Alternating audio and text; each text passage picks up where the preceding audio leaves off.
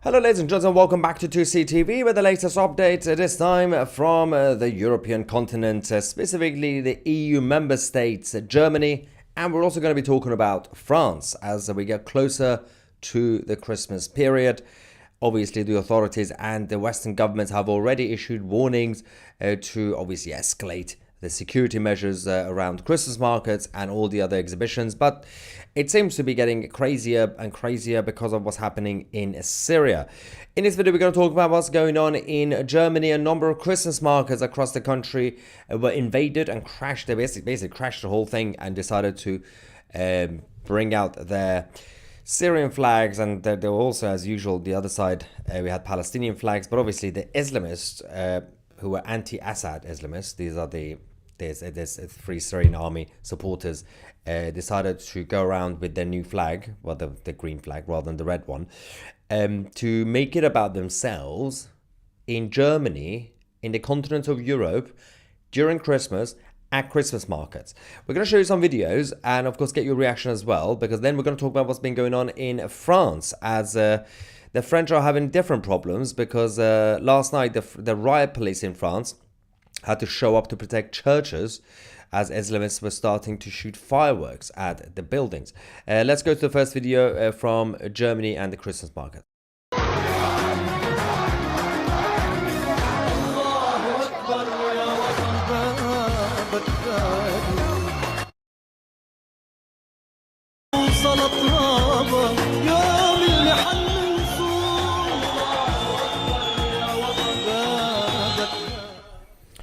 Yeah, obviously, if you want to celebrate the fall of Bashar al-Assad, if you happen to be Syrian, the best thing for you to do is go to a Christmas market in Germany and fly your Syrian flag. What is the point? What is the point of all this?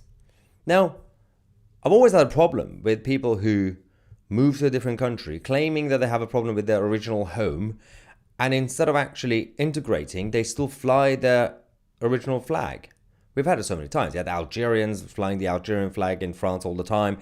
In this country, we had so many similar situations as well with the Pakistani flags. Those who say they left Pakistan because they didn't like it, but they're somehow still proud of the Pakistani flag.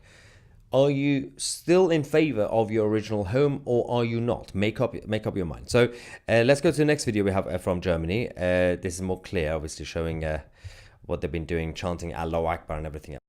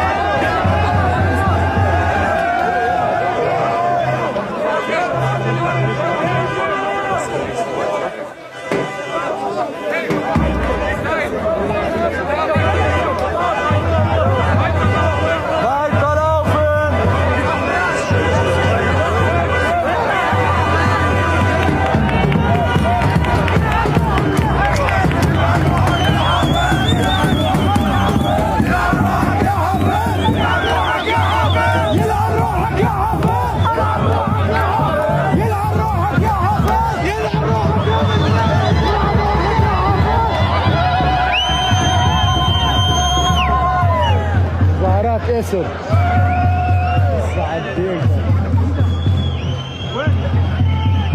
والله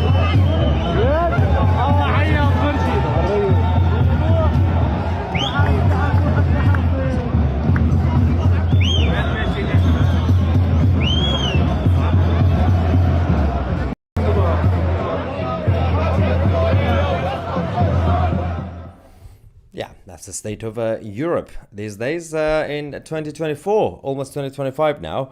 The problem we had, again, the Christmas markets there, you saw the videos from Heidelberg and many other cities in Germany.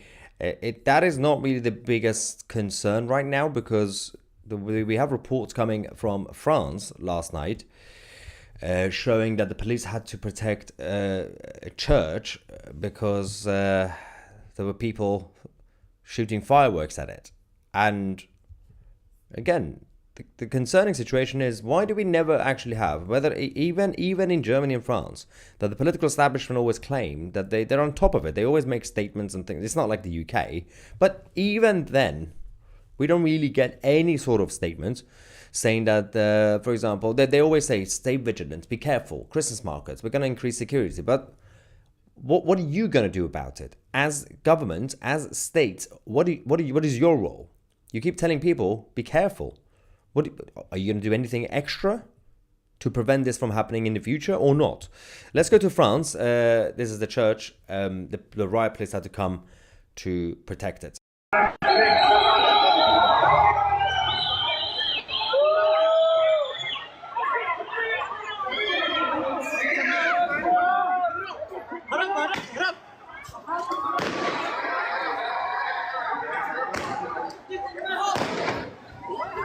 لحظة لو وقف مكان لحظة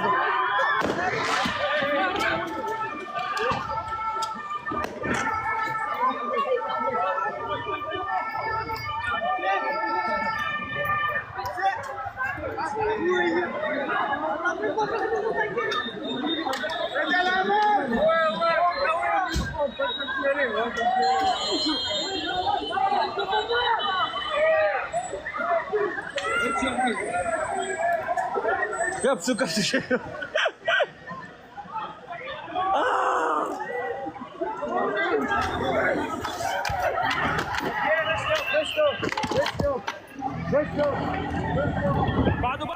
Now, unfortunately, we couldn't actually verify the exact location of this video with the church, but again, it still shows the problem, the actual crisis that is not actually being addressed. Now, Germany, obviously, the German government always say over the last few months, don't worry, we're on top of it. They have started to deport a number of Syrians, but is that enough? Because you've seen the videos from Germany.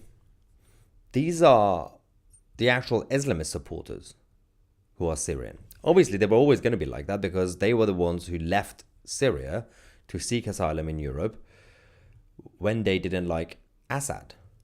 So I know there are different groups who didn't like Assad. There were Christians who didn't like Assad. There were Kurds who didn't like Assad. There were pro-democracy Syrians who didn't like Assad. But we know who these people are by their chants and their flags. Why were they allowed to come in the first place? These questions are not being answered. Let's get some reaction. Tony Maloney, thank you, Tony, saying, so you don't want to be Prime Minister, but you are a leader, aren't you? Even though you report the news, so be a leader, I'd say. No, I'm not a leader, no. No, I'm not. My job is to report the news and, of course, help to support patriots and nationalists from all around the world, regardless of what country you're from. If you support life and freedom, we will back you. There are better people than me to actually get involved in politics and political movements. Robert says, at this moment I realize how many boats have come. Well, more is coming. I mean, they've paused temporarily the asylum cases from Syria, but that doesn't really solve the problem, does it? Fat Cat says, send for the scoops as in Soylent Green. Let's not forget, by the way, because I just remembered about one of the main issues around the citizen, whether you want to talk about militants, militias, or just concerned citizens from all these countries, by the way. If they don't do what they're supposed to be doing in Germany, in France, in the United Kingdom, what do you think is going to happen? People are going to come out. They're going to get called far right and militias and this and that. Then the governments and the media will end up basically pretending that the people causing the original problem, which is the Islamists, they are the victims. This is a cycle that we have to keep going through every single time. Tony says, I know it's a side of what you are reporting, but you are a leader. I don't think that's going to help my ego. I'm already massively egotistical. No, thank you very much. I will support good leaders. Well, I mean, I don't really support leaders, but I support the right ideas and values. I don't really follow figures. I used to when I was in party politics. The good old days, right? Oh, naive. How naive was I? Ryan says, I'm not sure what all the fuss is about. Rayner saying there is not enough houses for immigrants and us, and we'll all be fine. There is a... So, it's probably best not to listen to anything that comes out of any of the cabinet members in the United Kingdom, because they genuinely don't know what they're talking about, whether they say something that you would support or not. For example, if David Lammy comes out tomorrow as Foreign Secretary and say, we've realized that there is a problem about Syrian Islamists, even though you might think he's saying the right thing, I can assure you he doesn't know what he's talking about. These people are dependent, they are addicted to faceless bureaucrats. The whole point of what we call the so-called deep state, or the state in general, basically the bureaucrats in all our countries. And obviously, there is also a different section which is faceless technically, and these are the corporations. And people, layman terms, they call it the globalist elite. The point of this is all these entities, whether it's corporations, whether it's big lobby, with big money behind them, whether it's international entities like the European Union, these people call the shots. These people run the affairs of countries and continents every day. Politicians don't even have to use their brain anymore. They didn't need to use it for the past few decades. Back in the day when you had leaders like Winston Churchill, or on the political left, Clement Attlee, for example, they had to actually lead. They had to come up with policies. They had to realize what's going on in the country. They don't need to anymore, because it's not the job of the politicians to run the show. Bureaucrats will sort it out with the help of the quangos, with the help of the corporations and the lobbies behind it, who will lobby to say, perhaps you should do this policy. It will be good for this industry or that sector or whatever. That's the biggest problem. And of course, we've had the usual types, the trade unions and all the others with their political agenda as well. For example, look at the net zero lobby, the green lobby. They've been calling the shots for a long time now. Australia is on fire under Islamic attacks. Is that just generally speaking, or is that like a breaking news right now? Because I can't really tell. Mel B says, I am fortunate to live in a place where we can arm ourselves. America. We also have security in place, and I always carry mace and allowed to conceal carry. You are lucky and privileged, Mel. Good for you. Mark Lewis says, I sent you an email. Read it when you have time. Very relevant to what's going on. You will understand when read. Thank you, Mark Lewis. I'll check it out. And Melian says, I am Jewish and my family info was breached on the DNA site and sold on the dark web. I always hear about stories of not trusting these websites. Never actually thought I would hear a story that actually something was actually leaked from these DNA websites. Wow. Be careful, guys. I wonder what happened there. If you could tell us, Mel, that would be great. Crazy. Not just Syrians turning up at Christmas markets in Germany. I saw a report from an alternative news website where almost a dozen attacks on German citizens were foiled over the last few weeks. Oh, let's not forget essentially the good people who work in the intelligence and security in all our countries. Like, for example, in the UK with MI5 and GCHQ, I'm not saying everyone who works at MI5 is good or everyone who works at MI5 is bad. There are good people who care about the country, and there are some weirdos, DEI hire, recruitment, whatever. But the good people who work in these places, it's a thankless job when you do your job properly, because you can't announce it.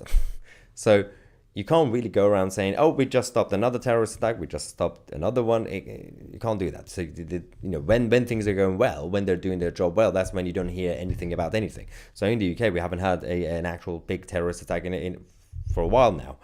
You could say the same about Germany. Obviously, Germany gets targeted on a regular basis. Even smaller attacks. We had a lot of issues over the last few months that we reported on this channel. But can you imagine how many attacks are being stopped before they even get to that point? If they weren't doing their job, now, as I always say, the security and intelligence side, they are being overwhelmed because of the actions of the politicians and governments, because they keep opening the borders, without vetting people's backgrounds. So there's the list of people that they have to watch, the watch list, keeps growing and growing and growing. Now, unless you're going to hire more people to be intelligence, why would you do that? When you could just actually not bringing in more problem. Mel says there is a lawsuit against a DNA company. Who knows who has my family info, knows where we live, work, and the same with the siblings and children, grandchildren. That is a very disgusting story. If you want to expose this more, feel free to send us an email, Mel, with any information. Well, when you can, because I don't know if you can after the lawsuit probably, because obviously you don't want to jeopardize the actual legal action. But at some point, if you want, we could actually go through the story together. I think it's one of those things people need to know more about it, so they don't make the same decision. Lenny says 60 million people in this country, and this is the best we have running it. Apparently, yeah. Well, I don't think that's the case. It's just that the system is closed. They don't allow more people to join in. Normal people. Natalie says, jingle hell, Satan's come today. Oh, what fun it isn't to ride the devil's well today. It's dark, very dark humor. Nero says that these peaceful keep trying to ruin our festivals by blocking roads, and in some areas that we have to take permission to celebrate. I've been trying to obviously not to give out more scare stories about Christmas, but there's a lot more that comes in every single day about all the Western European countries, all the stuff like this. For example, the Christmas market invasion is not necessarily a national security concern, as in nothing bad happened, but it could have. Anything could have happened. But the story about France and the churches, that is concerning. And if I were to give you more, it will be, I still have to, because it's, even though it's doom and gloomy, when people sometimes criticize, saying we just have a lot of negative news, but it's not my fault. That's just the world we live in.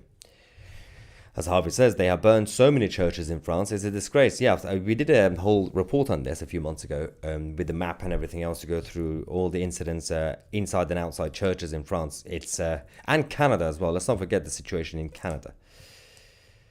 Angela Merkel, you have lots to answer for. This is your legacy. You left across. Yes, not only Angela Merkel did what she did in 2015 in Germany by opening the doors, she was also the architect to get the rest of the European Union member states to do the similar thing over the years. Because she knew if she opens the door in Germany, she's going to have to get the other allies, countries like France and others and Sweden, to do a similar thing. Otherwise, the whole burden will be on Germany. The fact that she knew this is going to be a problem tells you everything. She knew it was going to be an issue. Why did she do it in the first place? Why did she want to share the burden with the other countries? Disgusting. You are a shining star, gave up on the mainstream media a long time back. A big awakening, I know. Good. As long as people wake up, it doesn't matter when. It's never too late. Another super chat from Anglo-Celtic metal detecting. Wow, okay. Anyway, ladies and gentlemen, this was the latest updates from the European Union, specifically Germany and also France. Stay safe, as the authorities would say, as we get closer to Christmas. I'm Maya Tusi, and we are the media.